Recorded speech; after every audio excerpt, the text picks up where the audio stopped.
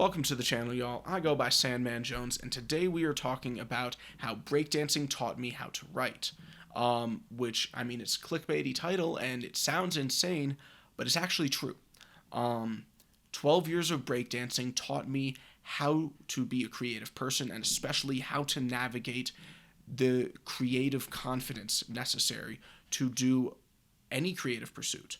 And when I look online, especially on like Reddit or other forums where people are talking about writing advice and what they're struggling with, most of what I see is people who are not confident in their ideas. They don't know how to navigate being creative and confident at the same time while also being critical. And demanding the best of yourself. It's a lot to navigate, and I feel like for me personally, the only reason I was able to do that, the only reason I was able to write 3 drafts of a 100,000 word book in 6 months and push my first book out that quickly was because breakdancing taught me how to navigate my creative process. Most importantly, it taught me creative confidence. So, what is creative confidence? So I've only heard this term brought up once. This was in a college class on education, because I used to be a classroom teacher. I had one class on arts education, and within that one arts class, there was one lesson that talked about creative confidence. And I've never heard anyone mention it since then. I haven't heard any other teachers mention it outside of a couple niche, discussions online. No one's talking about creative confidence. But I feel that this is the number one obstacle for most people who are trying to do a creative thing. Especially if you're new to it, is how do we stay confident in our own ideas when we're new to it, when we feel like we suck at it, when, you're trying to learn how to draw a squirrel and then you look at Monet, or Frida Kahlo or some shit, and you're just like, how do I even think about stepping into that sphere? That's just a small part of creative confidence. And I'll probably have a whole video just on comparing yourself to, the greats or something like that and how to navigate that. But this is going to focus a bit more just on general creative confidence. Now, if you do some research on creative confidence online, especially on YouTube, there's like one TED Talk and that's it. So I'll link that TED Talk if you're interested. But they won't be talking about it as it relates to breakdancing. So, yeah, there's that. So brought up this one time and very, very rarely discussed outside of that. Now, if you are an author or you're interested in learning how to write, I'd want to point you towards a really great YouTube channel that he doesn't use the term creative confidence, but he talks about creative confidence very consistently in a lot of different ways throughout his work. Please check out Author Level Up with Michael LaRoche. Really great channel, tons of resources, really great hardworking guy. Support that content if you do not already know about it. So anyways, if you want kind of just more general conversations about creative confidence, that's kind of where I come in. And also if you know channels for your, another art form that discuss creative confidence, please link it in the comments below, and I will put it in a sticky comment or something. I want to make sure there's as many resources around this idea and this approach as possible. I'm sure there's tons and tons that I don't know about. So how did creative confidence teach me to write books? How did creative confidence make me go from someone who can breakdance to someone who can breakdance and also write books? Because breakdancing teaches you creative confidence early on. In fact, breaking bakes that shit into you, especially if you're competing, especially if you're battling and you're ciphering and you're part of the scene, especially if you're in a scene that maybe, even if it's not a super competitive scene, a scene that strives to be more competitive, then you will be taught early on that no matter how whack you think that set you just did is, no matter how shitty you think that was, you get up from that like you're the dopest motherfucker around. You get up from that set like you just won the world fucking championships. You stand there like, yeah, what you got, huh? You gonna step to me? Really? Even if you think that shit sucked, That's how you present it. That's how you act like it. And you have to do this. You are put on the spot. You are forced to apply this consistently. And, I've been breaking for 12 years. I've battled more times than I can count. I've done probably thousands of sets if we're going to add them all up. And every single time I get up from that, like, I killed that shit. Even if I didn't. In fact, especially if I didn't, I get up like I'm the fucking dopest around. And because of that, it's like a muscle that I've trained that muscle, that creative confidence muscle, to know that whatever I'm doing, it's the best I got. No matter whatever I'm doing, I'm putting myself out there, I'm doing my thing, and I'll worry later if it's good. But in the moment, I'm running with it. I'm doing my fucking thing. So that's how breakdancing taught me to it. So why do so many writers struggle with this? Why is creative confidence such a challenge for so many writers? So I have a few thoughts on this. The first is that we're going to open with an observation. Based on what I've looked at online, and, I haven't ever been like a super committed musician, but I have a lot of friends who are musicians and artists who do other creative shit. I'm going to make the claim that writing has the most creative self-doubt of any community by far. Like, you look online at, writing communities, especially on something like Reddit, not the best sample, but still, there is so much self-doubt going around among writers. And so I have a few theories on why this is.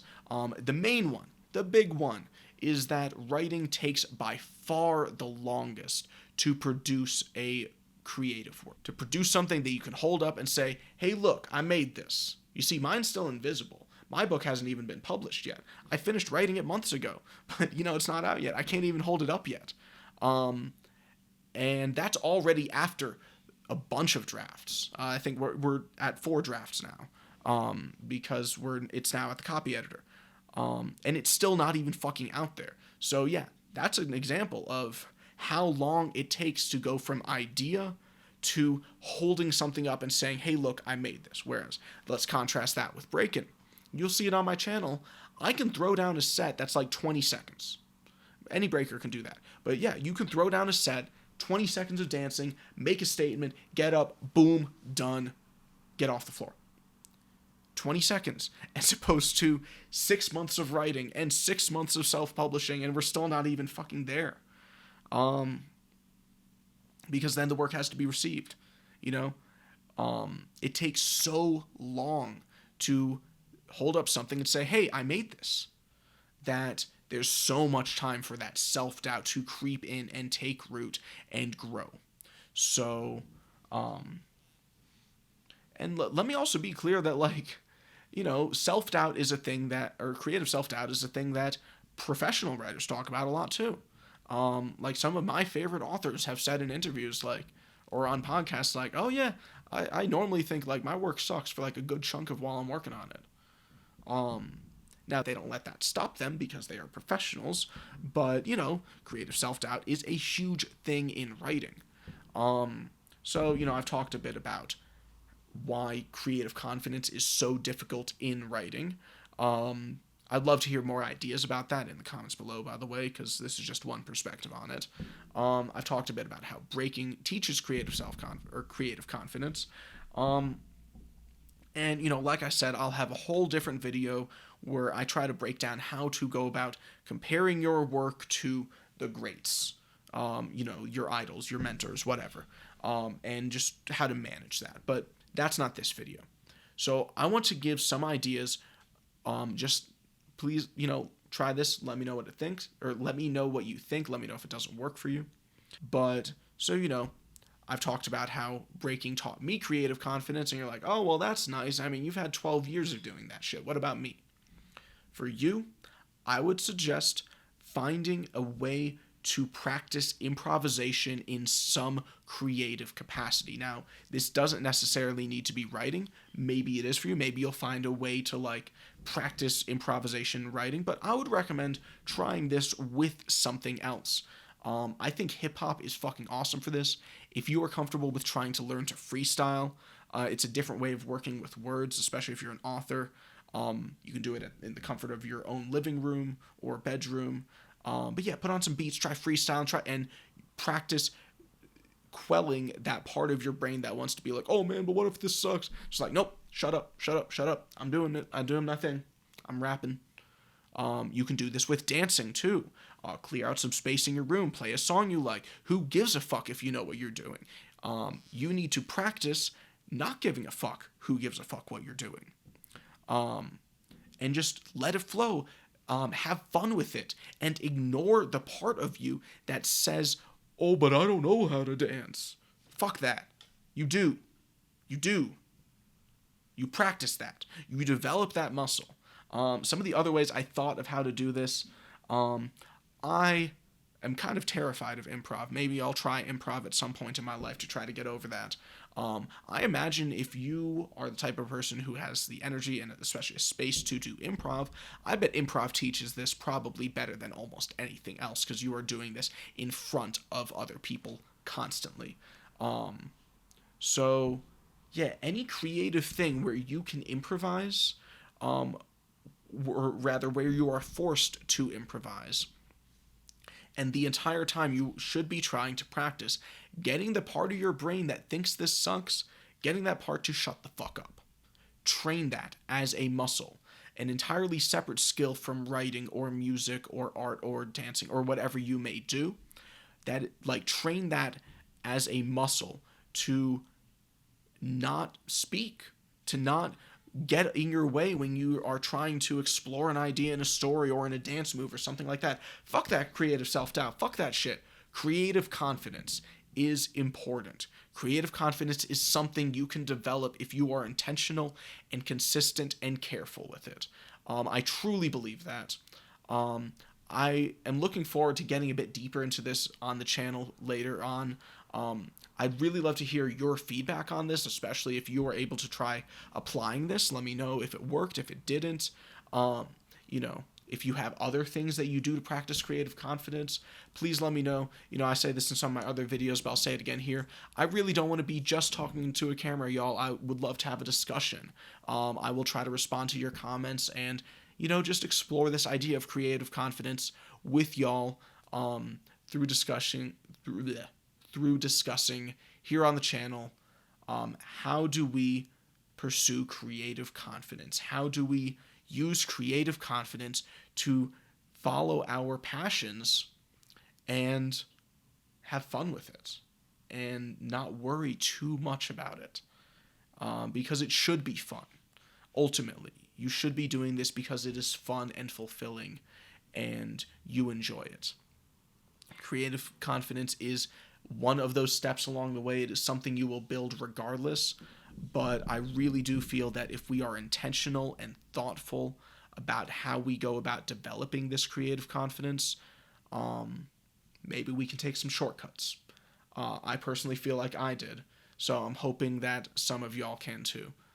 So anyways, thank you for listening. Thank you for engaging. Please don't forget to like, comment, subscribe, all that good shit if you want to support what I do. And either way, thank you for sticking around. Peace, y'all.